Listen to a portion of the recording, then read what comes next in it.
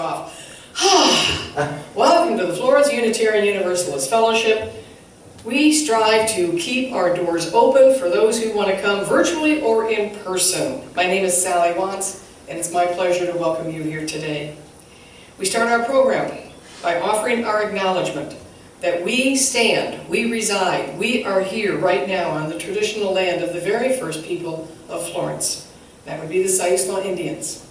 We honor with gratitude the land itself and the members of the Sayusla tribe, past, present, and future. Let's continue our service. We're going to sing Spirit of Life. Ray, would you cue that up for us? We're going to sing Spirit of Life by Jeff Lovejoy. Everybody sing along. Spirit of life, come unto me. Sing in my heart all the stirrings of compassion. Blow in the wind, rise in the sea, move in the hand, giving life the shape of justice. Roots hold me close, wings set me free. Spirit of life, come to me, come to me.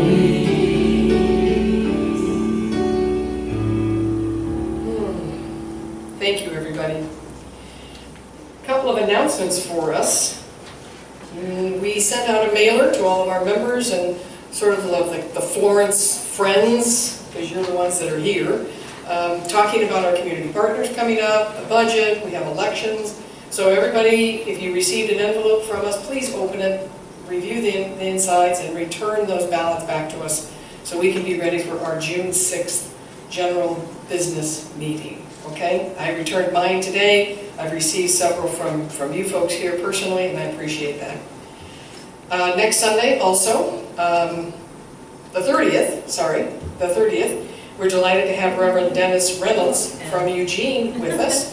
We understand he's got a wonderful sermon titled Stories of Remembrance, which really is particularly timely for Memorial Day, the following day.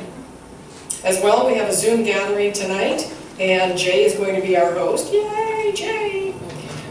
We invite our guest speaker, Lynda Colter-Bergh, to join us as we talk amongst ourselves and continue to share our stories. Thank you. Again, business meeting on June 6th, starting at noon, and a Zoom invite will go out in the newsletters, the e-blast, as well as, in the newsletters. You're going to get an invite, all right, to the Zoom meeting. Be there. Any other announcements? Does anybody have an announcement here? Okay. Then I'm going to invite Brooke to come forward, yay Brooke, to light our flame here as you light your candle at home. These words come from Reverend Dr. David Breeden, and they fit nicely with our May theme of story. We tender this flame, opening the book, turning to a page yet to be written, opening a story yet to be told. May we fill this fresh page wisely. May we write a new story into being. May we together inscribe the page with hope. Ah, I like that. I like that. I'm going to invite Catherine to come forward and we share our joys and concerns. And I'm going to drop some shells for you. Thank you. Okay. All right. Good morning, everyone. Good morning. Good morning. Joys and concerns. This is a time we remind ourselves of the value of community. Of course we are all one, connected by the source of all life. But our ego mind tries very hard to dissuade us of that. This part of the service allows us to focus our attention on holding our fellow members in a vision of complete health, gentle peace, and loving connectedness. I'm going to start with a joy. Okay. And Sally will drop that shell for Lori Fox. Yes. After months in the hospital and rehabilitation in Roseburg, she has returned home on Wednesday, I believe. What she really wants from you as a community, I spoke to her the other day, is your collective prayers and intention for her continued recovery. She believes in that. She really believes in the power of prayer and intention, and she wants all of us to think of her in that way, completely whole. Absolutely. She is so happy to be home. A next shell, a concern or sorrow. Maya's dog, Maya's companion dog, Shazam, has passed. Oh. There was a short build-up to this, but of course it is so difficult to lose a companion whose job, it seems, is to comfort us. Let's keep let's keep Maya in our thoughts and prayers. Of course, Shazam is already at the Rainbow Bridge, waiting for Maya. And Brooke, that's why I said Brooke, because next, Brooke, a concern. She is dealing with a health concern. Don't need to say what it is, but she truly wants our prayers for her being whole and complete. That this is just not anything of any seriousness, and that it passes by. How about a shell for Brooke? Okay. Brooke, I'm giving you a good show here. Yes. Good mojo. Uh-huh. Thank you. Does anyone have anything else? I think so, huh?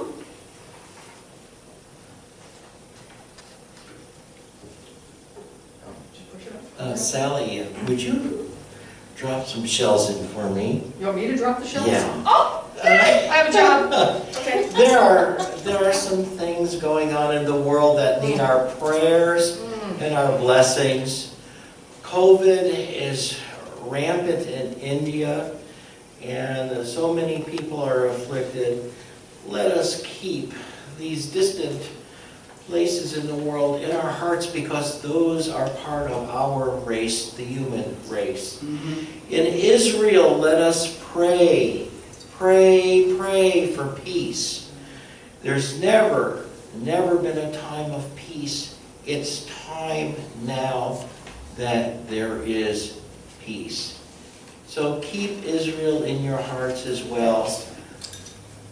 And all the other places in the world, let us be aware they need our prayers and our blessings.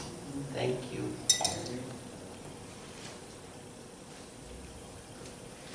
Can I share a quick joy? Absolutely. So my big cat, he's only 2, but we finally found a way to put a harness on him with a leash, and we can now walk the cat.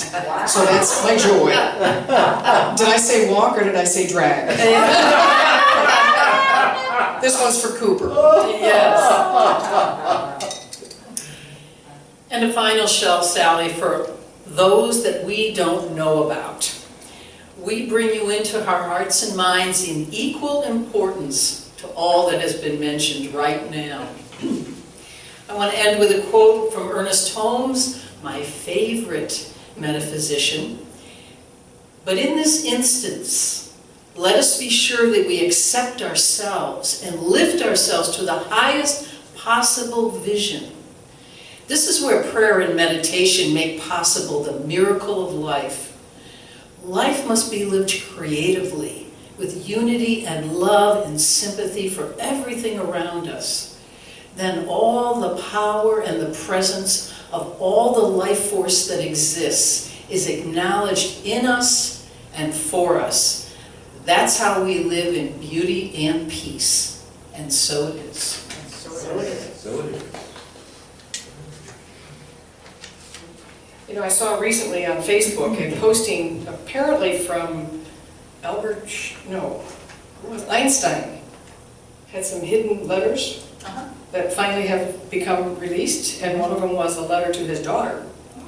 Not talking about the theory of relativity, but talking about the theory of love. Wow. And it was on Facebook, and I read it, and I thought, whoa, that's pretty good. So find that particular posting, and it kind of goes along with what you were saying, and Ernest Holmes and all of that good stuff, right? Good. So I have a reading I'd like to share with you. It's called Our Stories Help Us Know. It's by Reverend Douglas Taylor.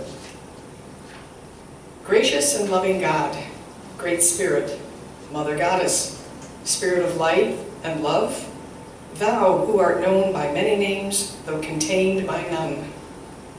We gather this hour to consider creation and our own creative spark within. We gather as around a campfire, listening to the stories of the people seeking and searching. We long to find our way in the oft-times difficult days of our living. We long to know and be known amid the good and bad we walk through each day. For so many things we offer our thanks. Help us to not take for granted sunlight and friendship, beauty, and the 10,000 things for which we give thanks. Help us to see the way forward when we have trouble and feel lost. Help us remember that we participate in creation and can lend our own spark to make life sweeter. Sweeter. That's a typo. I'm going to make my life sweeter. I'm going to make my life sweeter. Stay with me, folks. Remind us to honor. Don't start laughing. This is really serious work we do here at FOOF, right? Okay. Remind us to honor creativity as holy work. Remind us that our stories help us to know ourselves and know what matters in our lives. Laughter is one of them. May the presence of the holy teach us in ways that bring us closer to the life-giving power of creation and creativity. In the name of all that is holy, may it be so. And so it is. And so it is. And so it will be. Thank you, thank you, thank you. Okay, now seriously? No, just kidding. Now we're going to have a musical interlude. This is from Jeff Lovejoy, and it's a beautiful piece called Space Among Stars. And I ask that as you listen, keep in mind the previous reading with my gaffes and all, as well as the joys and concerns that have been shared. Following the music, we will hear from Lynda Colter-Bergh. She's got a wonderful message for us, so I hope you enjoy both.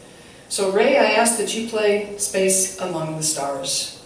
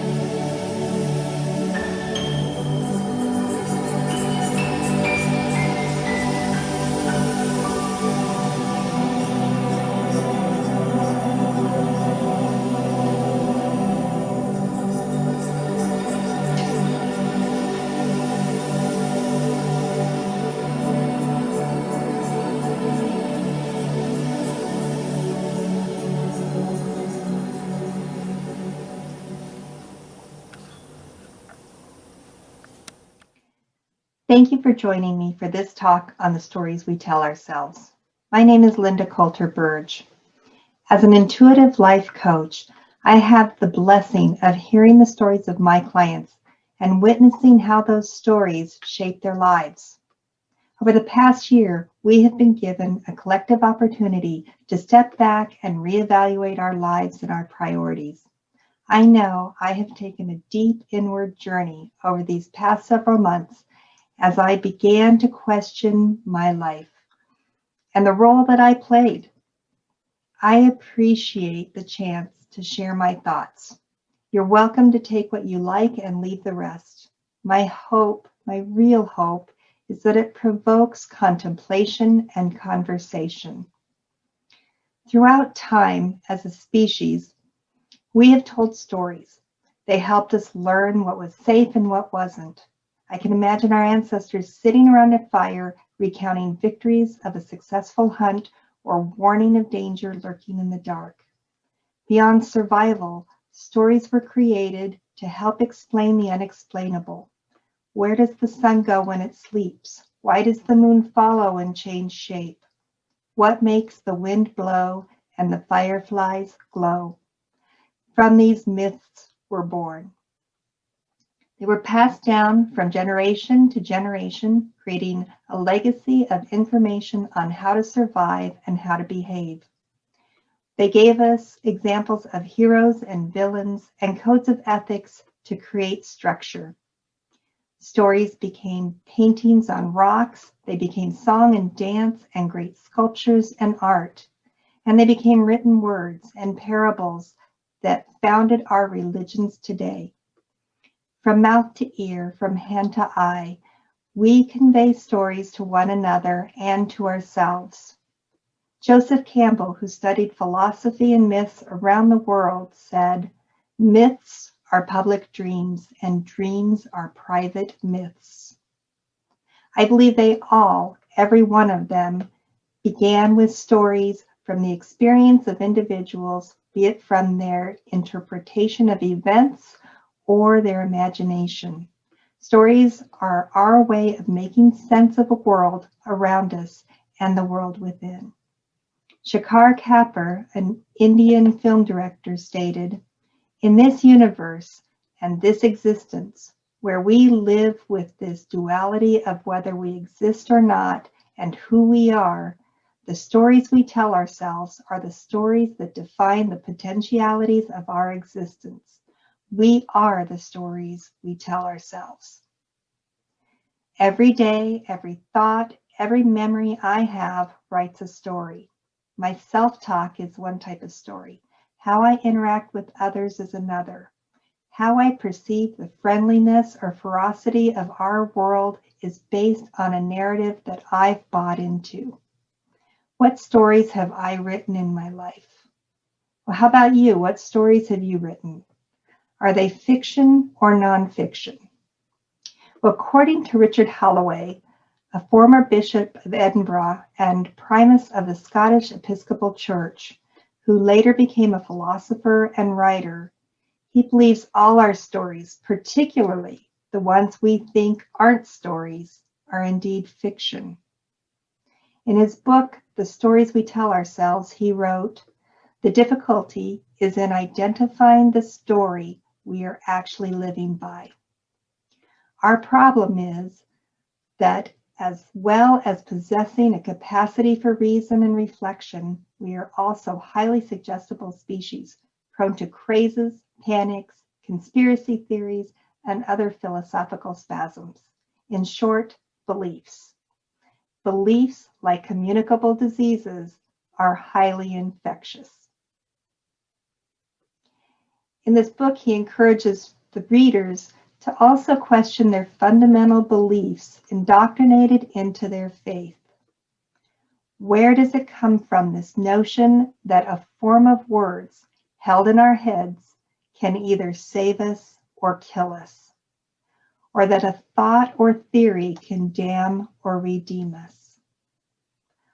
All the stories we tell ourselves, internally and collectively, are myths. Remember, myths are public dreams, and dreams are private myths. Our greatest challenge is to examine them. Are we willing to question their legitimacy in our lives? Are we willing to question their origin and their purpose in creation? We come into this world with the influences of others forming our psyche, and we spend our lives inventing ideas and concepts about ourselves and others based on our own experiences and those passed on from the world outside of us.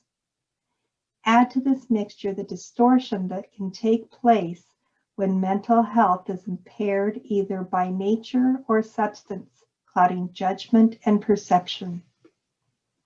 The more fervent we hold our beliefs, the more we hold conviction without room to question, the more we are in danger of discounting the experiences and concerns of others.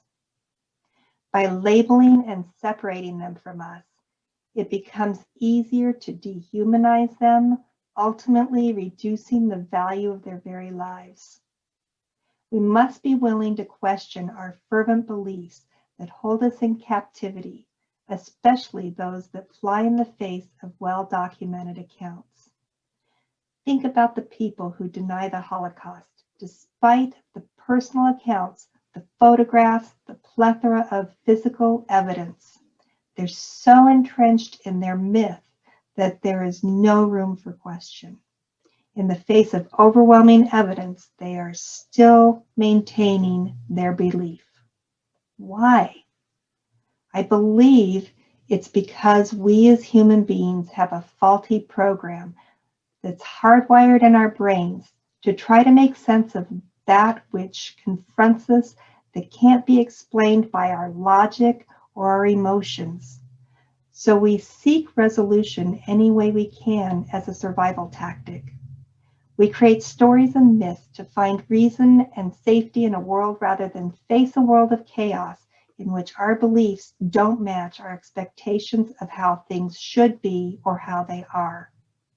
We create myths to help us justify our actions when our survival instincts override our internal compass of right and wrong.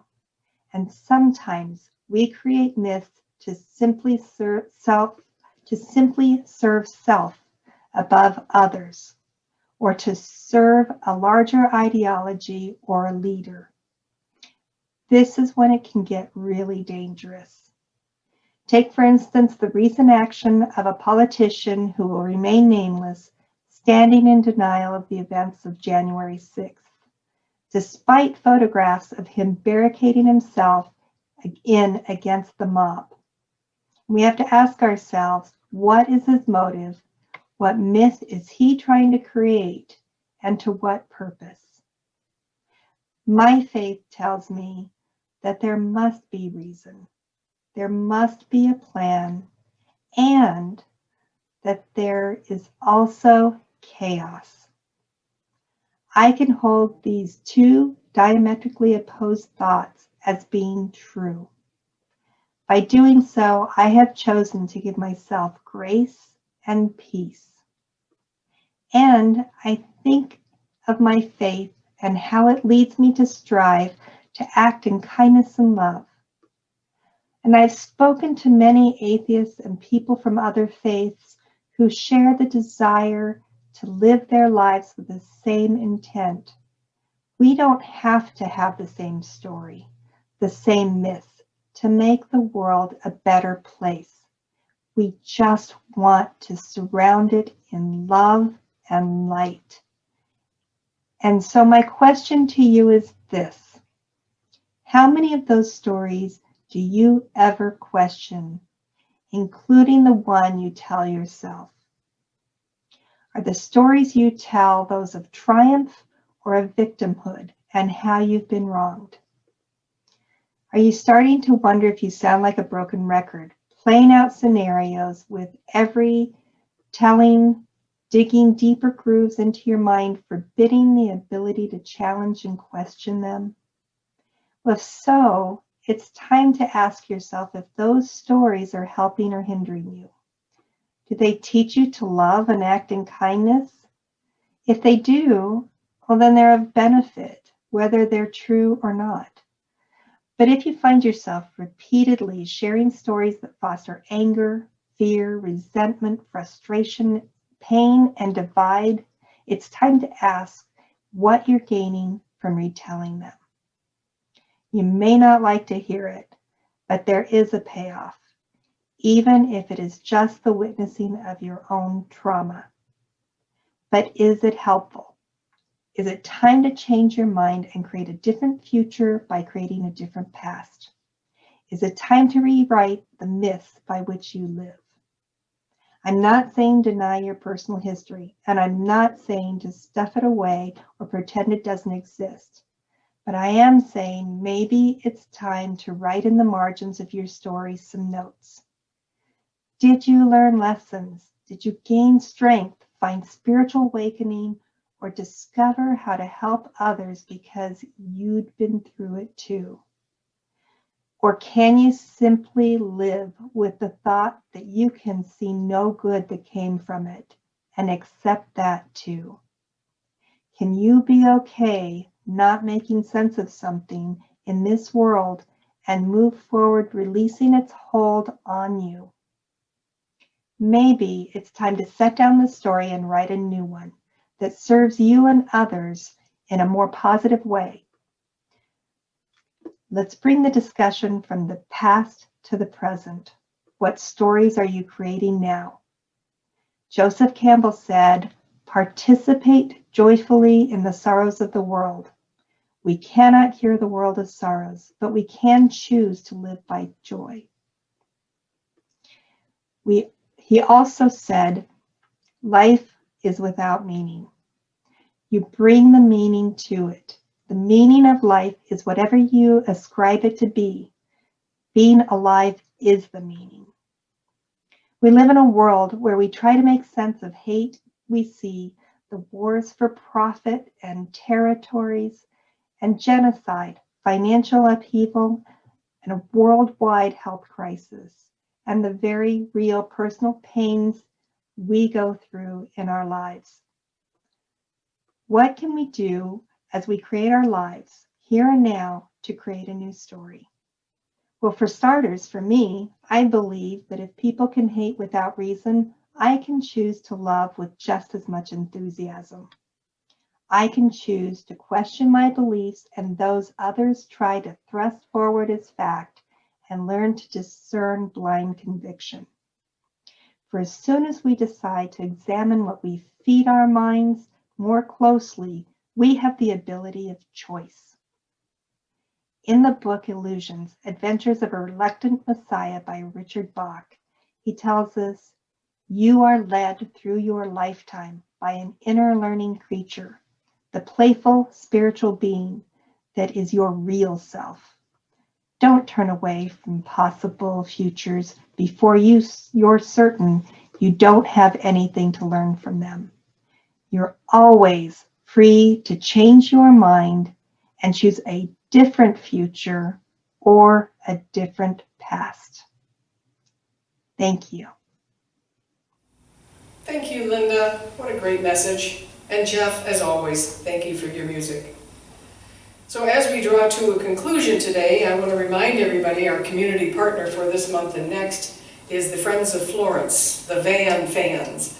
And this is the organization that helps transport cancer patients back and forth to Eugene at no charge to them. They have a big old bus, they get on the bus, and they form bonds and friendships going back and forth for as many trips as they need to make. And we're collecting money for them to help maybe pay for the gas and for maintenance of that particular van. Because all the volunteers are volunteers and no one has to pay for the ride. So I ask that you consider a contribution to the Van Fans and also this fellowship. You know, we rely on contributions and donations and pledge payments of support. You can send both to our P.O. Box 2502 at Florence 97439 or click on the donate button and it will walk you through that process as well. Either way, we'll take care of your contribution for you. So as we go forward, I ask everybody here and at home if you'd like to repeat after me. Divine love through me. Divine love through me. blesses and multiplies all that I am, Blesses and multiplies all that I am, and all that I give, all that I give, and all that I receive. and all that I receive. I am prosperous now. I am prosperous now. Say it again, I am prosperous now. I am prosperous now. Blessed be. Blessed be. So I invite Reba to come forward. She's so eloquently going to help us extinguish our flame, and you can do the same at your candle at home. In our hungering for meaning, in our aching for friendship, in our yearning for justice, in our hearts remembering of finer days, may we look deep within the mystery of things and gather our strength. May each of us proclaim, as one of God's spies, the graceful power of life and love, and so may we live in hope. Blessed be. Blessed be.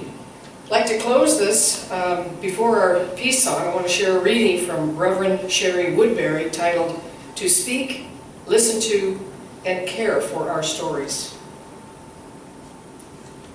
May we have the courage to speak or write the stories within us that need to be told, the stories that make up our lives.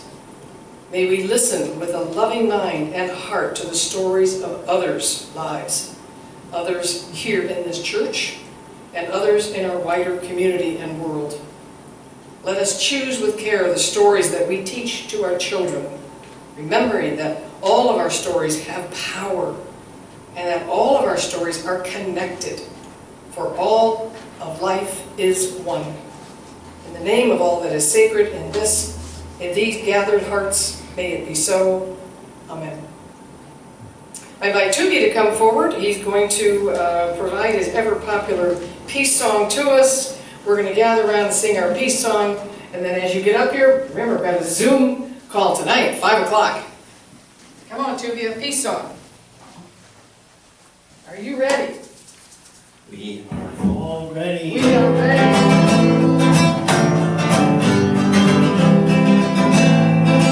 Move on. Let there be peace on earth, and let it begin with me.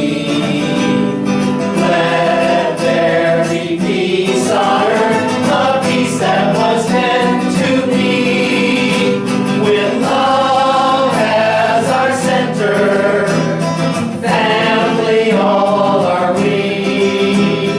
Let us walk with each other in perfect harmony. Let peace begin with me. Let this be the moment now. With every step I take, let this be my joyous vow. To take each moment and live each moment in peace eternally. Let there be peace on earth, and let it begin with me. Let there be peace, let there be peace, let there be peace, let there be peace, let there be peace, let there be peace, let there be peace on earth. Yeah! Woo! 5 o'clock. See you on Zoom. Day of wishes tomorrow. I love you tomorrow. It's only a day away.